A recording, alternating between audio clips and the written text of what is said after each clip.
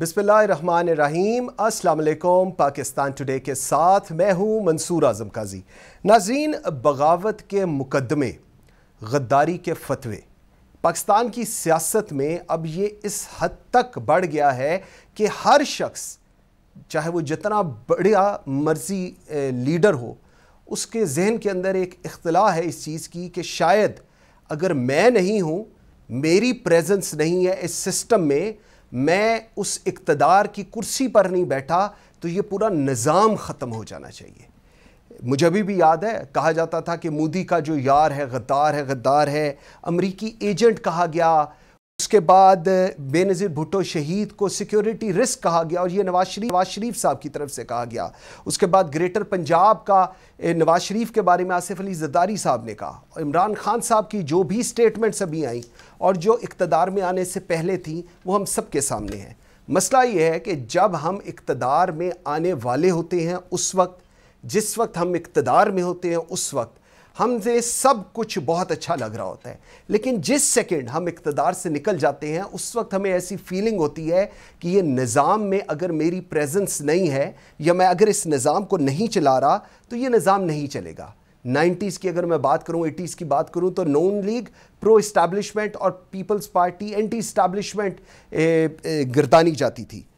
अब सवाल आज ये है कि क्या रियासत पाकिस्तान इतनी कमज़ोर हो गई है कि कोई भी शख्स उठे और ऐसी बातें करे सो उससे रियासत कमज़ोर हो जाएगी। लेकिन सवाल ये है कि वो कोई भी शख्स अगर पाकिस्तान का साबिक वज़ीर आज़म हो, साबिक सदर हो और वो ऐसी बात करे तो उसके जो लोग, जो उसके फॉलोअर्स हैं, वो उस पर अंधा एतमाद करके उस बयानिए को ख़रीदने को तैयार हो जाते हैं और वो समझते हैं कि जो ये शख्स कह रहा है, इसमें मैं स्पेसिफिकली किसी एक को नहीं, जितने लोगों ने ऐसी स्टेटमेंट्स दी जो तारीख भरी हुई है, उससे एक बयानिया सामने आता है और वो बयानिया ये है कि शायद अगर ये लोग नहीं हैं तो ये निज़ाम नहीं चल सकता। इस्टेब्लिशमेंट के रोल की बड़ी बात होती है। कहा जाता है न्यूट्रल हों, न्यूट्रल रहें तब तक जब तक हम चाहें ये न्यूट्रल रहें, और जब हमें इनकी ज़रूरत हो तो ये लोग न्यूट्रल ना हो, ये हमारी पॉलिटिकल पार्टी की एक सब पार्टी बन जाए। क्या ये सियासत है क्या? और इस पूरी सिनेरियो में जो मैंने आपके सामने बताया है, वो एक आम आदमी जिसके वोट लेकर ये तमाम लोग इन ऐवानों में आते हैं, उस आम आदमी का क्या होता है, उस आदमी का कौन सोचता है? क्यों?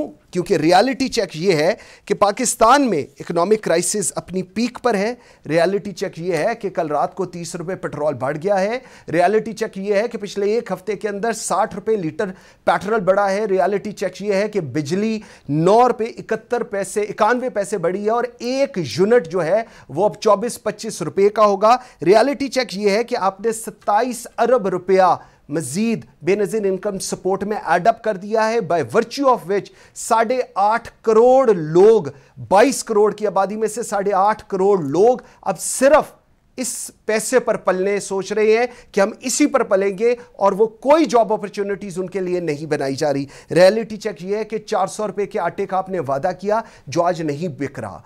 रियलिटी चेक ये है कि मूडीज ने आपकी स्टेबल आउटलुक को नेगेटिव कर दिया। ये एक रियलिटी चेक है। और उसके बाद ये बयानात, क्या करना है पाकिस्तान का, पाकिस्तान की सियासत को कैसे लेकर चलना है। अगर आज की हुकूमत इक़्तिदार के अंदर है तो वो इंपोर्टेड है, जब आप हुकूमत में थे तो वो सिलेक्टेड थी। पाकिस्तानी अवाम को आप क्या बताएंगे? आप बयानिए में पाकिस्तान को डिवाइड करना चाह रहे हैं। इस पे बात करेंगे अपने आज के प्रोग्राम में। आई एम वेरी ग्रेटफुल, मुझे ज्वाइन किया है शर्मिला फारूकी, सीनियर रहनुमा है पाकिस्तान पीपल्स पार्टी की, रुकन सूबाई असम्बली हैं। मेरे साथ हैं लाल चंद, साबिक रुकन कौमी असम्बली हैं, पाकिस्तान तहरीक इंसाफ को रिप्रेजेंट कर रहे हैं। और मेरे साथ हैं सलमान आबिद, सीनियर तज्जियाकार हैं। बहुत शुक्रिया आप सबके ज्वाइन करने का। Sharmila, let me start with you. बगावत के मुकदमे, मोदी का जो यार है गद्दारी के फतवे, अमरीकी एजेंट बेनज़ीर भुट्टो शहीद के बारे में कहा जाता था कि जी ये सिक्योरिटी रिस्क है। ये सारी बातें तो हम कितने अरसे से सुन रहे हैं। आज इमरान खान साहब ने ऐसी स्टेटमेंट दी तो इसमें इतनी अजब बात क्या हो गई कि पूरे मुल्क के अंदर एक आग सी लगी हुई है? इतनी अजब बात क्या हो गई कि पूरे मुल्क के अंदर एक आग सी लगी हुई है? जी बहुत शुक्रिया मंसूर साहब। पहला तो इशू ये है कि मैं आपकी आवाज़ टेलीविजन से सुन रही हूँ, मुझे ऑडियो नहीं आ रही आपकी स्काइप पे। मैं आपके सवाल का जवाब देने की कोशिश करती हूँ, शायद कुछ टाइम लैप्स हो। देखिए, two wrongs do not make a right, ये बड़ी एक तयशुदा बात है। अगर किसी ने कोई ऐसा गैर मुनासिब बयान माजी में दिया है तो इसका हरगिज मतलब ये नहीं होना चाहिए कि हम किसी और का ऐसा गैर मुनासिब बयान, बिलखुसूस अगर वो पाकिस्तान की सालमियत के लिए है, पाकिस्तान की सॉवरेनिटी के लिए है, तो उसको हम बर्दाश्त करें। There has to be an end somewhere कि अगर माजी में गलत चीजें होती रही हैं या गलत बयानात आते रहे एक दूसरे के खिलाफ या पाकिस्तान के खिलाफ, तो हम आइंदा आने वाले दिनों में भी ऐसी चीजों को बर्दाश्त करें। तो पहली सी बात यह है कि ऐसा बयान बिल्कुल अनएक्सेप्टेबल है।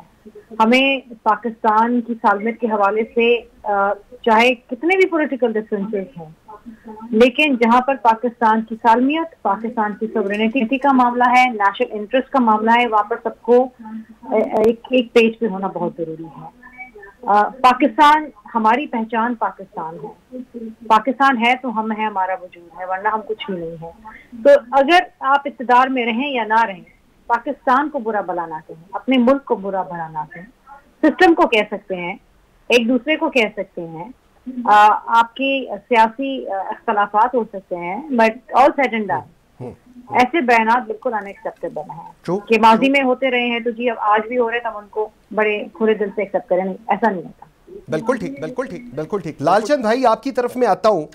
सर, आप लोग 2-3 साल 8 महीने इक़्तिदार में रहे और आप लोग हमेशा हर स्टेटमेंट में, हर प्रेस कॉन्फ्रेंस में कहते थे कि जी हम तमाम एक पेज पर हैं, सिविल मिलिट्री रिलेशनशिप। सर, अब क्यों इस्टेब्लिशमेंट से कौन सी ऐसी आपको लगता है गलतियां हो गई कि आज इस हद तक सिचुएशन हो गई कि इन न्यूट्रल्स को फैसला करना चाहिए? सर, क्यों ये न्यूट्रल फैसला करें? मैं क्यों ना फैसला करूं जो आपको वोट देता है? न्यूट्रल्स क्यों आए फैसला करने के लिए किसी चीज का?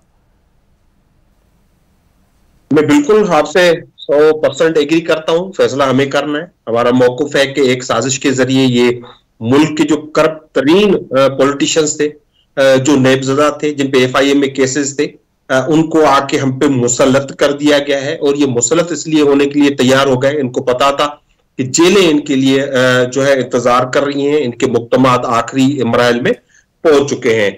अच्छा, जो जिस साजिश की है, उनके अहदाफ ये है कि पाकिस्तान को अंदरूनी तौर पे कमजोर किया जाए और पाकिस्तान के खिलाफ साजिश की जाए। अब देखें, हम अब आप देखिए पूरा पाकिस्तान की अवाम, हमारे साढ़े 3 साल के और इनके 2 महीने को आप कंपेयर करें। 3.5 साल में हमने बिजली का जो रेट बढ़ाया पर यूनिट, वो 6 रुपए था, इन्होंने 2 महीने में 9 रुपए बढ़ा दिया। हमने पेट्रोल की प्राइसेस जो बढ़ाई थी वो 57 रुपए थी, 3.5 साल में इन्होंने सिर्फ 2 महीनों में 60 रुपए तक बढ़ा दी है। आप घी देखें, यूटिलिटी स्टोर पे जो 400 रुपए में अवेलेबल था, वो इनकी जो सब्सिडी थी उस पर उन्होंने विथड्रॉ कर दी है और वो 600 से ज्यादा पर केजी घी बढ़ गया है, 650 हो गया है।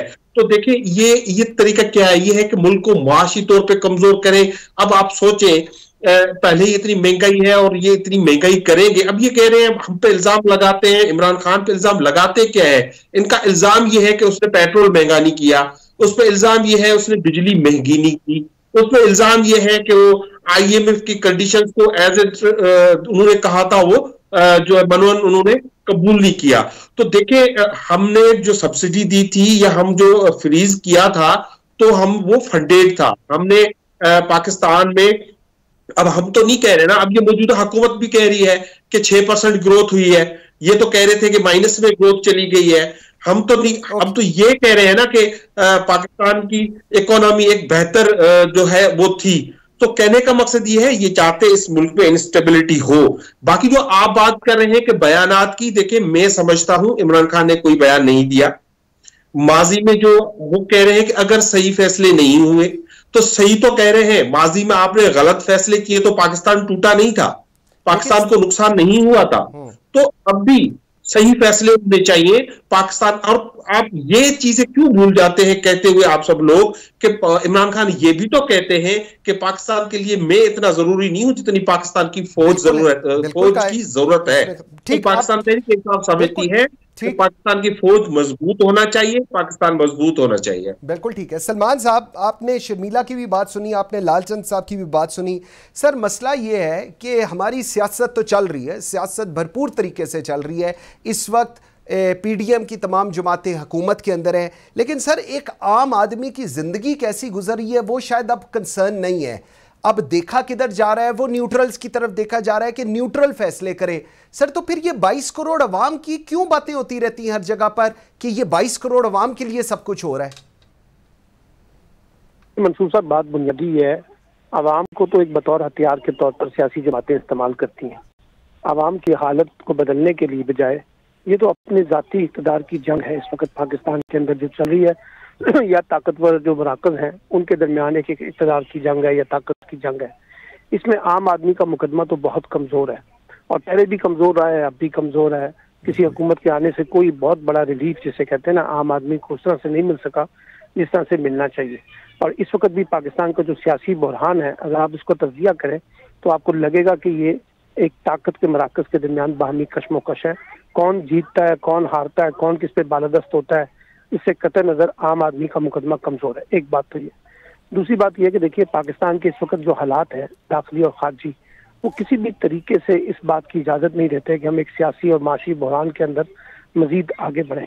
लेकिन प्रॉब्लम यह है कि इस वक्त एक ट्रस्ट डेफिसिट इतना ज़्यादा हो गया है इस्टेब्लिशमेंट में भी और हुकूमत में भी और अपोजिशन की जमातों के दरमियान भी, कि लोग एक दूसरे से बातचीत करने के लिए तैयार नहीं है। मुकालमा नहीं हो पा रहा, पार्लियामेंट उस तरह से इफेक्टिव नहीं है, और दोनों जमातें देखें तो अब हुकूमत भी और अपोजिशन भी बेशतर मामलात में अपने मामलात खुद हल करने की बजाय अदालतों पे निसार कर रही हैं और अदालतों के कंधे पे बंदूक रख के अपने हक में फैसला चाहती हैं। तो इसलिए मैं ये समझता हूँ कि जो इस वक्त महाजराई की सियासत है वो तो किसी भी तरीके से कौमी मफाद में नहीं है, न टकराव की सियासत मफाद में नहीं है। लेकिन अब मसला इसका रेजोल्यूशन क्या है? इसका रेजोल्यूशन इमरान खान बताते हैं कि फौरी तौर पर इंतखाबात का ऐलान कर दिया जाए, और दूसरा रेजोल्यूशन जो है वो पीडीएम या पीपल्स पार्टी या पीएमएनएन की जो इस वक्त हुक्मरान जमातें हैं वो ये कहती हैं कि जी अगस्त 2023 से पहले इंतखाबात नहीं होंगे। मेरा ख्याल है कि इस साल के आखिर में कहीं ना कहीं इंतखाबात की बात सामने आ जाएगी, क्योंकि ये जो बुरहान है ये ज्यादा लंबे अरसे नहीं चला सकेंगे। क्योंकि अगर आपने इलेक्शन 2023 में कराने हैं तो इमरान खान जो है वो खामोश तो नहीं बैठेंगे। जब वो तहरीक चलाएंगे तो उसके नतीजे में सियासी बुरहान भी रहेगा और माशी बुरहान भी रहेगा, वो बदस्तूर कायम रहेगा। बिल्कुल ठीक है। शर्मिला, थोड़ा सा मैं इस चीज़ को आगे लेकर चलना चाह रहा हूँ। ये जो अब हमारे मुल्क के अंदर एक नई डिबेट शुरू हो गई, ये डिबेट पहले भी थी लेकिन बंद कमरों में थी, ये डिबेट अब बहुत सामने आ गई न्यूट्रल्स को लेकर, इस्टेब्लिशमेंट को लेकर। ये जो अप्रोच है कि जी इस्टेब्लिशमेंट डिसाइड करे, ये जो अप्रोच है कि इस्टेब्लिशमेंट को पता है, ये जो अप्रोच है कि जी इन लोगों को पता है कि क्या हो रहा है, ये अप्रोच क्या पाकिस्तान के लिए ठीक है? क्या डेमोक्रेसी जिसकी वजह से आप रुकन सूबाई असम्बली हैं, जिसकी वजह से लालचंद भाई रुकन कौमी असम्बली हैं, क्या ये अप्रोच अगर आप लोगों मीन्स के मैं पॉलिटिशियंस कह रहा हूं, अगर पॉलिटिशियंस की तरफ से सामने आएगी, क्या ये अप्रोच ठीक है for democracy?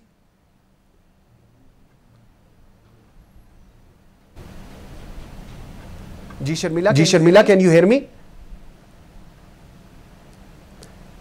Sharmila, can you hear me?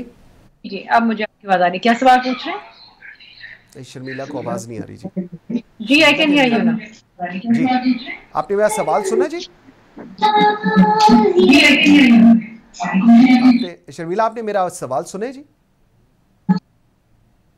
Okay, मैं सिर्फ ये कह रहा था कि ये जो पूरा अब एक अप्रोच है टुवर्ड्स एस्टैब्लिशमेंट, टुवर्ड्स न्यूट्रल, कि उनकी इन्वॉल्वमेंट होनी चाहिए हर चीज के अंदर। पहले कहा जा रहा था कि वो न्यूट्रल रहे, लेकिन अब कहा जा रहा है उनकी इन्वॉल्वमेंट होनी चाहिए। ये अप्रोच फ्रॉम पॉलिटिशियंस जो जमहूरियत की वजह से पार्लियामेंट और हर जगह पर होते हैं, ये अप्रोच ठीक है?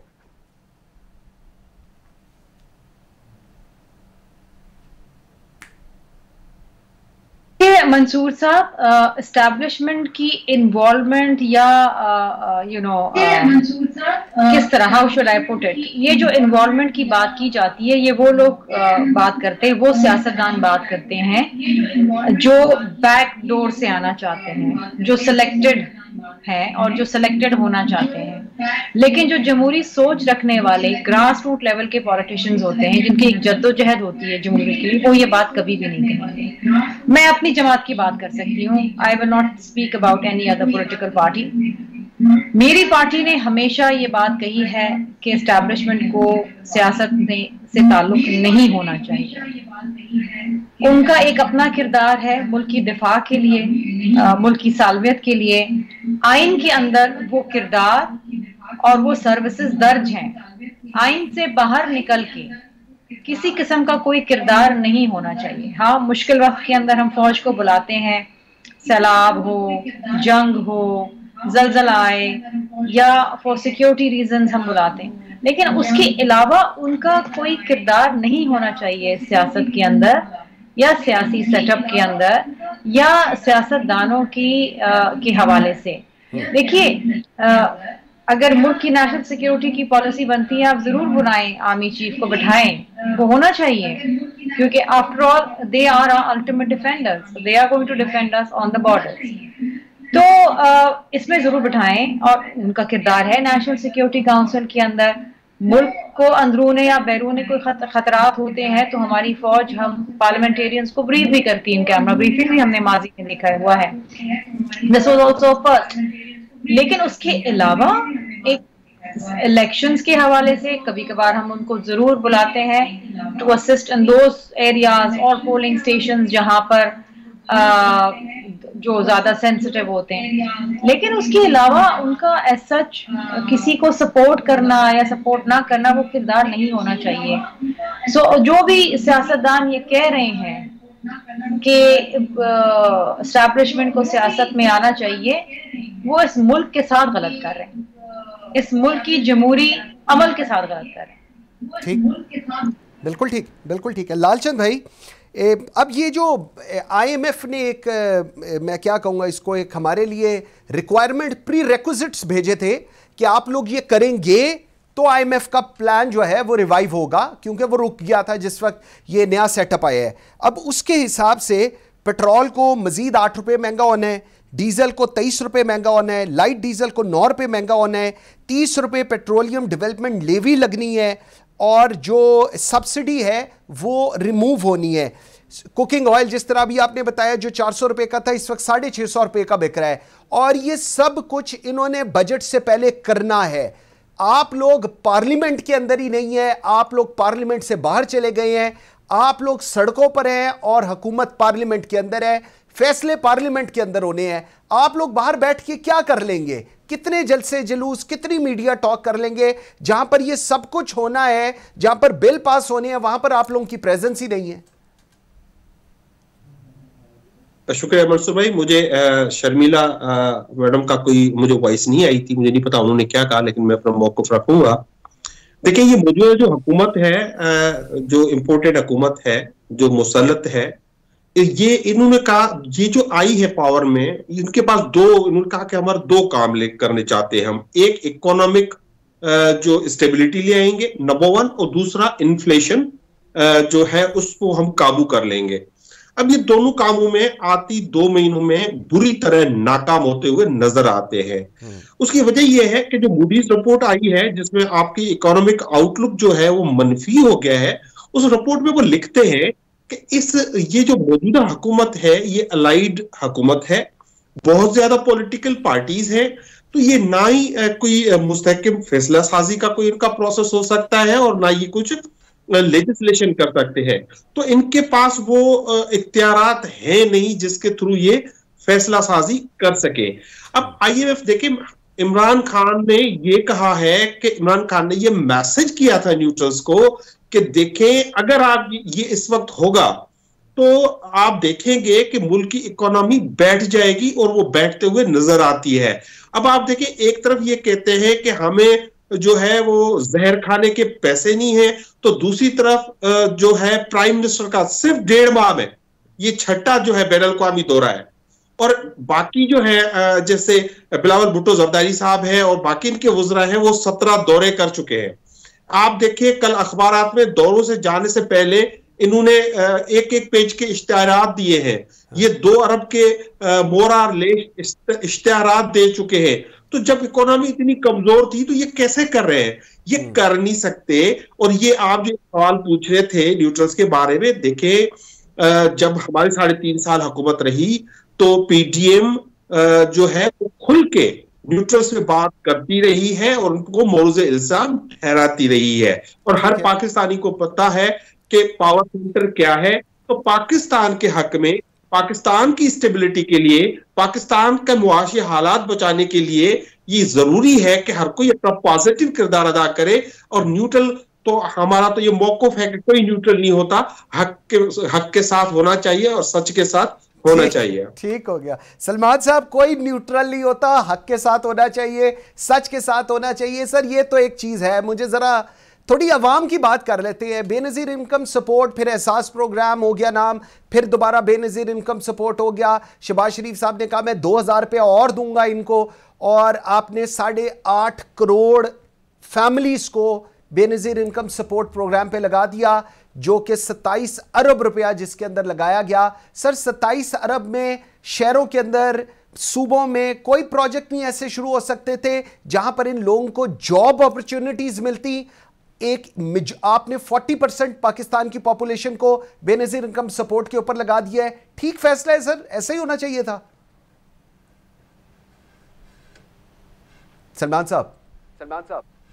जी सर, मैंने देखिए बात बड़ी बुनियादी सी है कि इस वक्त जो भी फैसले पाकिस्तान की सियासत में हो रहे हैं उसमें काफी हद तक तो हमारे हुक्मरानों के पास आज़ादी नहीं है कि वो अपने फैसले खुद कर सकें।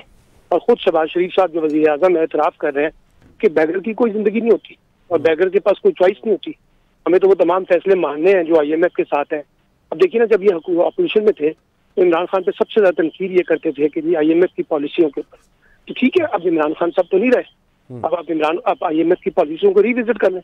अब आप रिविजिट थोड़ी कर रहे हैं, आप तो उसी पॉलिसी को कंटिन्यू करना चाहते हैं ना। और आप कहते हैं कि उन कंडीशंस को हम पूरा कर रहे हैं और सख्त तरीन किस्म के फैसले करके IMF, तो हमारे यहाँ तो जो भी हुकूमत आती है वो IMF के साथ थोड़े से जो मामला है उसको इसी तरीके से चलाने की कोशिश करती है कि हमारी गाड़ी जो है इकोनॉमी की चले। अब इस पूरे क्राइसिस में जो चीज रियलाइज नहीं हो पा रही है हमारे हुक्मरान तबकात से कि हम आवाम पे कितना बोझ डालें, यानी उतना बोझ डालेंगे जितना आवाम उसको अफोर्ड कर सकती है। लेकिन हम अब देखिए ना, 2 महीने के अंदर अगर आप 60 रुपए पेट्रोल की कीमत में बढ़ाते हैं, मजीद पेट्रोल की कीमत बढ़ेगी, फिर बिजली की कीमत तारीख में इतनी ज्यादा नहीं बढ़ी जितनी अब बढ़ गई है, तो इसका मतलब है कि फिर आपके पास तो कोई ऑप्शन नहीं था। अब देखिए ना, अपोजिशन जो होती है वो एक मुतबादल हुकूमत होती है, तो इसका मतलब है जब आप हुकूमत में आ रहे थे, इमरान खान की हुकूमत को गिरा रहे थे, तो आपको ये सारी बातों की रियलाइजेशन होनी चाहिए थी कि ये हमें सख्त फैसले करने पड़ेंगे। मईशत जो है वो बहुत खराब है और ये किस तरीके से हम जाके इसको अपने प्लान के साथ लेके चलेंगे। लेकिन अब ये लगता है कि जैसे इनके पास कोई प्लान ही नहीं था। और वो जो सागदार साहब है वो कहते हैं कि मिफ्ता इस्माइल साहब जो है उनको तो इकॉनमी के लिए बेका भी नहीं पता, और यही मिफ्ता इस्माइल साहब है, यही हसन इकबाल है, यही सागदार है जो टीवी शोज में बैठ के बड़े बड़े दावे किया करते थे कि जब हम इक़्तिदार में आएंगे तो हम ये कर देंगे वो कर देंगे। अब वही वो लॉलीपॉप देने की कोशिश कर रहे हैं जो साबका हुकूमत में हमें लॉलीपॉप मिलते रहे। इसलिए मैं ये कह रहा हूँ कि इनके पास ऑप्शन कोई नहीं है जिसके जरिए ये आवाम को कोई बड़ा रिलीफ दे सके, सिवाय जो है ना चैरिटी के मॉडल है, 2000 रुपये आप बढ़ा दें। आप 2000 रुपये बढ़ा के क्या साबित करना चाहते हैं? आप क्या सब्सिडीज तो दे नहीं पा रहे हैं जिस तरह से मिलनी चाहिए थी। और फिर आप देखिए 13 जमातें हैं और 13 जमातों का दिमाग एक तरफ है और 13 जमातें मिलकर जो है पाकिस्तान को मईशत की क्राइसिस से बाहर निकालने के बारे में उनके पास कोई रोड मैप नहीं है। मैं ये नहीं कहता कि अभी तो देखिए 2 माह हुए आए हुए।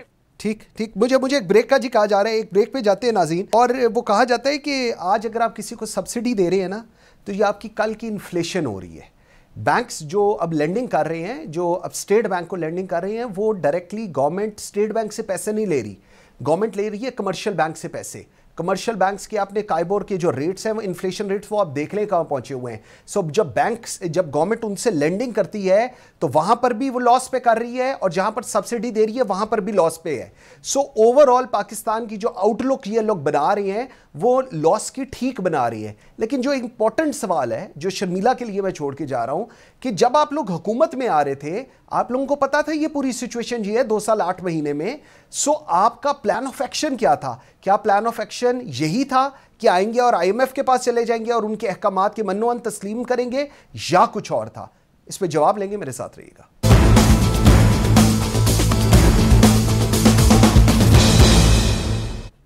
Welcome back after the break. जी शर्मिला, आपके लिए सवाल छोड़ गया था। सवाल ये है कि आप लोग जब हुकूमत में आ रहे थे, पीडीएम की जमातें, पाकिस्तान पीपल्स पार्टी, नून, आप लोग जब हुकूमत में आ रहे थे तो प्लान ऑफ एक्शन क्या था? बड़ा इंपॉर्टेंट सवाल है ये कि जी क्या प्लान ऑफ एक्शन ये था कि हम आएंगे और आईएमएफ का जो प्लान होगा, जो हमें इंस्ट्रक्शंस मिलेंगी उसको मनोन तस्लीम कर लेंगे, या कुछ और भी था? क्योंकि अपेरेंटली ऐसा लग रहा है जो इस वक्त वफाक कर रहा है, जो स्टेप्स ले रहा है कि जी बजट पास होना है और बजट पास कराने के बाद तब ये आईएमएफ के साथ जो हमारी जो डील है, ये स्टाफ एग्रीमेंट, ये तब होगा जब तमाम वो चीज़ें जो आईएमएफ ने कही हैं उन पे इंप्लीमेंटेशन होगी, और उससे पहले बजट भी क्लियर कराना है। क्या कहेंगे इसके ऊपर? देखिए मंसूर साहब, पहली बात तो ये है कि हमारा सबसे पहला जो एक पीडीएम का और तमाम जमहूरी सोच रखने वाली अपोजिशन की जमातों का यही इरादा और इरादा था कि इस सिलेक्टेड हुकूमत से इस मुल्क को छुटकारा दिलाना है। ऐसी हुकूमत जो इस मुल्क को दिवालिये के नहज तक ले आई, और जाते जाते भी जो इन्होंने पेट्रोल के ऊपर सब्सिडी दी वो 227 बिलियन की थी, जो कि अनफंडेड थी, अनफाइनेंस थी। ना वो सीईसी से अप्रूव थी, ना वो फाइनेंस से अप्रूव थी। और बेनजीर इनकम सपोर्ट प्रोग्राम का पूरा साल का बजट 220 बिलियन है, इन्होंने 227 बिलियन की सब्सिडी दे दी थी जो कि अनफंडेड थी। तो मुल्क तो दिवालिये की तरफ जाने वाला था। हमने आईएमएफ के पास तो जाना था इतनी जल्दी, इतनी आसानी से और फौरी तौर पे। 1 महीने के अंदर अंदर आप आईएमएफ से तो छुटकारा नहीं पा सकते। आपने मुल्क को एक स्टेबिलिटी की तरफ लेके जाना है, इकोनॉमिक रिफॉर्म्स करने हैं ताकि आप सेल्फ सफिशिएंट हो और आहिस्ता आहिस्ता आईएमएफ से छुटकारा पाएं। और जाहिर बात है आईएमएफ की कुछ शराइत हैं और उन शराइत को मानना भी जरूरी है। दीज आर अनपॉपुलर डिसीजंस, लेकिन in the long term these are beneficial and necessary for the stability of Pakistan, economic stability, political stability. So कोई जादू की छड़ी किसी के पास नहीं है कि आते हैं हर चीज दुरुस्त कर सकते। काश हमारे पास या किसी के पास भी ऐसी जादू की छड़ी होती कि हर चीज बेहतर हो जाती, लेकिन ऐसा है नहीं और कोई भी नहीं कर सकता। So ये कह देना कि जी हमारे पास क्या प्लान ऑफ एक्शन था, प्लान ऑफ एक्शन यही है कि मुल्क के अंदर इकोनॉमिक रिफॉर्म्स लेकर आने हैं, मुल्क के अंदर लोगों को रिलीफ देना है, मुल्क के अंदर मईशत का पहिया चलाना है, मुल्क की मईशत को चलाना है, फॉरेन पॉलिसी को फरोग देना है। माजी में तो हमने देखा कि ना कोई फॉरेन पॉलिसी है, ना कोई इकोनॉमिक पॉलिसी है। मुल्क न जाने किस तरीके से चल रहा था, आवाम पिस रही थी, तारीखी गुर्बत, तारीखी बेरोजगारी और तारीखी इन्फ्लेशन इस मुल्क में था। लोग परेशान थे और लोग खुद ये आके दुआइयां दे रहे थे कि खुदारा हमें सेलेक्टेड हुकूमत से छुटकारा दिलाएं। सो इंशाल्लाह अभी मुश्किल वक्त है, लेकिन हमने इस वक्त से गुजरना है, क्योंकि at the end of the day it's the country, it's Pakistan that is the most important. बिल्कुल ठीक है। लालचंद भाई, आप लोग एक ये इल्ज़ाम है कि आप लोग कहते हैं कि हमने एग्रीमेंट कर लिया था रशिया के साथ कि 30% सस्ते पेट्रोल मिलेगा, 30% सस्ती वीट मिलेगी, लेकिन करंट जो हुकूमत है इन्होंने इंटेंशनली इसको नहीं किया। जबकि मिफ्ता इस्माइल कहते हैं कि आप लोगों ने अपनी हुकूमत जाने से 3 रोज़ कबल एक ये लेटर लिखा, और जब ये लोग हुकूमत में आए तो इन्होंने पूछा तो उन्होंने कहा कि जी आपने तो जो 2015 में गैस की डील की थी आपने तो उस पर भी कुछ नहीं किया, तो हमने कोई चीज़ का जवाब नहीं दिया। इस चीज़ को लेकर अब हमाद अजहर और मिफ्ता इस्माइल में हम देखते हैं वो टुक टुक चल रही है इस वक्त मीडिया पे। सर, इससे हम क्या समझे? आप लोगों ने डील की, हुकूमत नहीं करी, हुकूमत कहती है आपने नहीं की, ये लोग कर रहे हैं। कौन डिसाइड करे कि कौन क्या कह रहा है और कौन सच कह रहा है? मसूर भाई, पहले तो जो आपका सवाल था मैडम से रिगार्डिंग कि आपका एक्शन प्लान क्या था और जो जवाब आया, ये जवाब वो है जो जब से होस्ट संभाला है हर हुकूमत देती आ रही है, वही जवाब चल रहा है। ये आप रिकॉर्ड करके रख लें कि अगली हुकूमतों को भी यही जवाब देना है जो आज जो अभी आया है। आप प्लान का पूछते, मतलब प्लान ये इन्होंने को 3 महीने लगाए। लालचंद भाई, अगर आप लोगों की हुकूमत आ गई आप भी फिर यही जवाब दे रहे होंगे, ठीक है? नो कॉन्फिडेंस पे इन्होंने 3 महीने लगाए। हाँ। और उस पे इन्होंने प्लान क्या बनाया, स्पीकर कौन बनेगा, प्रेसिडेंट कौन बनेगा, प्राइम मिनिस्टर कौन बनेगा, पंजाब का चीफ मिनिस्टर कौन बनेगा, ये सारी प्लानिंग की उन्होंने। ये प्लानिंग करने के बाद दूसरा प्लान उन्होंने बताया कि जो हमने चोरी की है उससे एनआरओ लेना है, उसके लिए नैब को खत्म करना है। फिर उन्होंने नैब को खत्म किया। इन्होंने जो हमने इलेक्टोरल रिफॉर्म्स थे, इन्होंने रिफॉर्म्स को खत्म किया। देखिए, हमने तो बहुत सारे कवानीन बनाए थे जिसपे ये कलभूषण का नाम भी लेते थे, ये स्टेट बैंक हमने गिरवी रख दिए उसका नाम भी लेते थे। उन कवानीन को तो इन्होंने नहीं छेड़ा, इनको उन कवानीन को भी छेड़ना चाहिए था। अभी मैडम कर रही है कि हमारी तारीखी महंगाई थी, और भाई गुज़श्ता 2.5 से 3 सालों के बाद अब जाके सबसे ज्यादा तारीखी महंगाई हुई है, और वो भी को 13.9 है या कुछ इस तरह 14 अराउंड अबाउट 14% है, और वो भी आपका ये पेट्रोल प्राइसेस बढ़ाने से पहले की है। अब जो फिगर्स आएंगे आप देख के हैरान हो जाएंगे। अब आते हैं रशिया पे। मनसूर भाई देखें, जब इन्होंने 30 रुपए पेट्रोल डीजल की कीमत बढ़ाई, उससे एक दिन पहले हिंदुस्तान ने कम की। ये कहते हैं कि हमने नहीं किया, हमने किया, और ये इन्होंने कबूल किया। और सीएनएन का आप उनका इंटरव्यू सुने मिफ्ता इस्माइल का, वहां जाके ये सच बोलते हैं। यहां आके इनको सच बोलने में पाकिस्तानी मीडिया से तकलीफ होती है। चले हमने नहीं किया तो ये कर ले। ये हमें कहते हैं सैंक्शंस। किस चीज के सैंक्शंस? हिंदुस्तान पे सैंक्शंस नहीं है, श्रीलंका पे नहीं है, पाकिस्तानियों पे सैंक्शंस है, ऐसा कुछ नहीं है। ये सरकार जो है ये अमेरिकी आशीर्वाद से है, ये गुलामी की सरकार है, ये उनके पूछे बगैर कोई फैसले कर नहीं सकती, इसलिए आय बाय शायद कर रही है। इनको पता है रशिया से हम ताल्लुकात बेहतर करेंगे, आजादाना ताल्लुकात हम रखेंगे तो हमारे लिए ये प्रॉब्लम्स होगी। और खासतौर पे अब तो हमारे वजीर खारजा साहब जो हैं उनको भी स्टेटमेंट देना चाहिए कि हमारे रशिया से ताल्लुकात कैसे होने चाहिए, तेल लेना चाहिए या नहीं लेना चाहिए। ये हमें कह रहे थे कि तालिबान से बातचीत कर रहे हैं, तो आज ये फॉरेन मिनिस्टर कहां है? जब दहशतगर्दों से बातचीत हो रही है, जब दहशतगर्दों से मुलाकातें हो रही हैं, तो वो भी तो बताए ना। ये तो घूमने फिरने में लगे हुए 2 महीने से। ये उनको कौन कौन सी महंगाई ठीक करनी थी? ठीक, सलमान साहब मुझे जरा बताएं अब इसका हल क्या निकलने जा रहा है? आप कह रहे हैं कि दिसंबर के करीब इलेक्शंस का बताया जाएगा। सिचुएशन जो है, जो इन्फ्लेशन बढ़ रही है, जो इंटरनेशनल रेटिंग्स हमारी डिस्टर्ब हो रही हैं, एक आम आदमी की जिंदगी जो हो रही है, सियासत तो चल रही है, रिजल्ट क्या होगा? एंड रिजल्ट क्या होगा? मंसूर साहब, बड़ी सिंपल सी बात है कि अगर हुकूमत जो है इस माशी क्राइसिस जो है इसको रिजॉल्व करने में कामयाब होती है तो इनको कोई जिसे कहते हैं ना रिलीफ मिल सकेगा, पॉलिटिकली भी और इकोनॉमिकली भी, और इनकी स्टेबिलिटी भी आगे बढ़ सकेगी। लेकिन अगर अगले 2-3 महीने में यही कंडीशन रहती है मईशत की, और मजीद माशी बोझ जो है वो लोगों पे डाला जाता है, जिसमें पेट्रोल का है, जिसमें गैस की कीमतें हैं, जिसमें बिजली की कीमतें हैं, और उसका ओवरऑल इम्पैक्ट जो है महंगाई की सूरत में सामने आता है, तो फिर मुझे लगता है कि ये मामला जो है इनके हाथ से निकल जाएगा, और फिर हुकूमत चलाना जो है इनके लिए भी मुश्किल होगा। उसकी एक बड़ी भारी कीमत जो है वो पूरी तौर पे पीपल्स पार्टी के मुकाबले में पीएमएलएन को अदा करनी पड़ेगी, क्योंकि हुकूमत को वो लीड कर रहे हैं, तो उनकी जो इलेक्टोरल पॉलिटिक्स है वो इससे मुतासिर होगी। सलमान आबिद साहब, लालचंद भाई, Sharmila Farooqui, thank you very much ji, I am very grateful for your time. नाज़रीन, सलमान शहबाज, आपने नाम सुना होगा, ये वज़ीर आज़म पाकिस्तान शहबाज शरीफ साहब के छोटे बेटे हैं। इनके शहबाज जो हैं सलमान शहबाज, इनका बड़ा भाई हमज़ा शहबाज वज़ीर आला पंजाब है।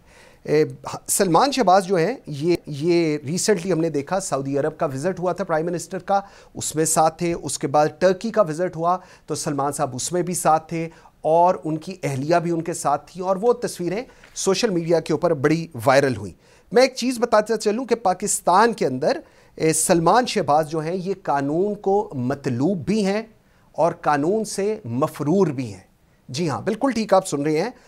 सवाल ये है कि अगर आपको लगता है, क्योंकि मैं सुन रहा था बहुत सारे जो सीनियर रहनुमा हैं मुस्लिम लीग नून के, वो कहते हैं कि जी नहीं वो फेक केस थे, वो झूठे केस थे। वो झूठे केस हैं, सच्चे केस हैं। जिस बेटे का बाप वज़ीर आज़म पाकिस्तान हो, बड़ा भाई पंजाब सबसे बड़े सूबे का वज़ीर आला हो, अगर उसको भी इंसाफ नहीं मिलेगा तो फिर पाकिस्तान में किसी को इंसाफ नहीं मिल सकता। सलमान शहबाज को वापस आना चाहिए, अपने केस आकर कोर्ट के अंदर अपने आप को क्लियर कराना चाहिए, जिस तरह हर पाकिस्तानी कराता है। और अगर वो आज भी वापस नहीं आते, केस क्लियर नहीं कराते और सरकारी दौरों पर अपने वालिद के साथ जाते हैं, तो इसका मतलब यह है कि ये लोग जो आज हुक्मरान हैं उनका इस निज़ाम के ऊपर ट्रस्ट लेवल ज़ीरो है, उनका अदलिया पर ट्रस्ट लेवल ज़ीरो है, या फिर एक ये ऑप्शन है, या उन्होंने ये सब कुछ किया हुआ है और वो अदालतों को फेस करने से डरते हैं क्योंकि ये जितने इल्ज़ामात उनके ऊपर हैं ये बिल्कुल ठीक है। इसका फैसला मैंने नहीं करना, इसका फैसला आपने नहीं करना, इसका फैसला सलमान शहबाज ने करना है, इसका फैसला शहबाज शरीफ ने करना है, इसका फैसला नवाज शरीफ ने करना है, इसका फैसला हमजा शहबाज ने करना है। ये है पाकिस्तान की सियासत।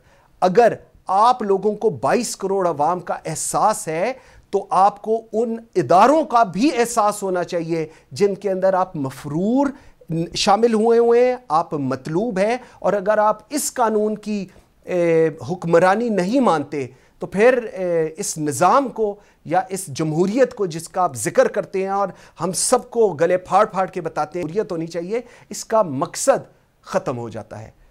बशर्ते ज़िंदगी आपसे मुलाकात होगी कल। मुझे मंसूर आज़म काजी को इजाज़त दीजिए। अल्लाह हाफ़िज़।